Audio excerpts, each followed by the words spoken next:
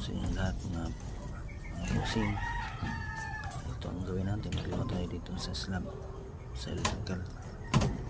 Itong gawin natin dahil ang piping tayo ng PVC sa ilaw saka sa sa power. Ito lang madali kasi po ito na ang bakal na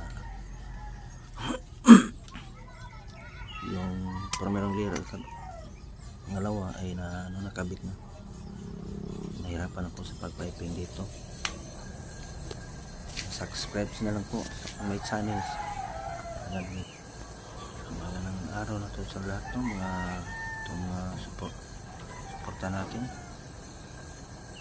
Ang araw dito tayo sa may ko layout ng electrical. Dalawang palapag ito kasi tayo na lahi kasi po ang primerong bakal at pangalawa na ilatag na po, natapos na. Nahirapan ako dito sa pag-layout ng